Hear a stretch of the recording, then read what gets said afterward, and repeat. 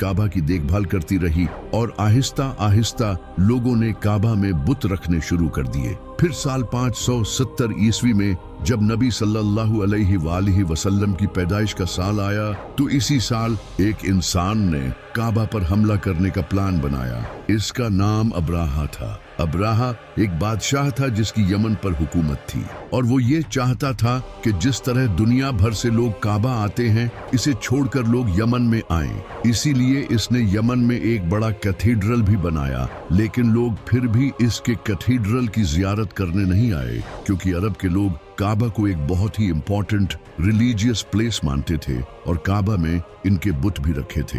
इससे परेशान होकर अब्राहा ने काबा को तबाह करने का फैसला किया। अब्राहा ने एक बड़ी फौज तैयार की जिसमें बड़े बड़े हाथी थे जो अरब के लोगों के लिए बहुत खतरनाक थे क्योंकि अरब के लोगों ने जिंदगी में कभी हाथी नहीं देखे थे। इनके घोड़े भी हाथियों से डरते थे। अब्राहा अपनी फौज को लेकर यमन से मक्का की तरफ रवाना हुआ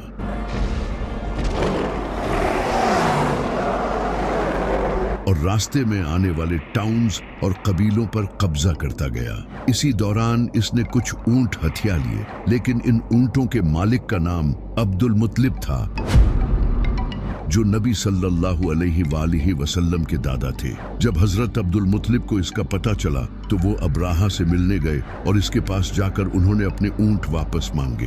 अब्राहा ये देखकर बहुत हैरान हुआ। इसने जनाबे अब्दुल मुत्तलिब से कहा कि मैं यहाँ तुम्हारे काबा को तबाह करने आया हूँ और तुम्हें अपने ऊंटों की पड़ी है। तो जनाबे अब्दुल मुत्तलिब ने इसे कहा कि मैं इन ऊंटों का मालिक हूँ और इस काबे का मालिक कोई और है। मैं अपने ऊंटों की हिफाजत करूंगा और वो काबा की हिफाजत करेगा। तुम मेरे ऊंट मुझे वापस कर दो, फिर चाहे काबा पर हमला करो। तो अब्राहा ने इनके ऊंट इन्हें वापस कर दिए और वो वापस मक्का चले गए। वहां जाकर वो काबा के पास गए और इसके दरवाजे को पकड़कर कहा, आए अल्लाह, एक इंसान भी अपने घर की हिफाजत करता है तो तू भी अपने घर की हिफाजत कर।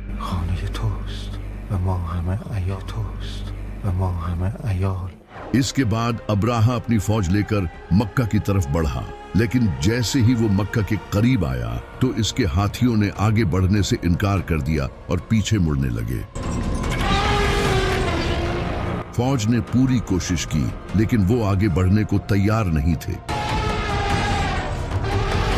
ये अल्लाह की तरफ से एक निशानी थी। इसी वक्त उन्होंने आसमान की तरफ देखा तो एक बड़ी तादाद में परिंदे उनकी तरफ आ रहे थे जिनके मुंह और पंजों में पत्थर थे।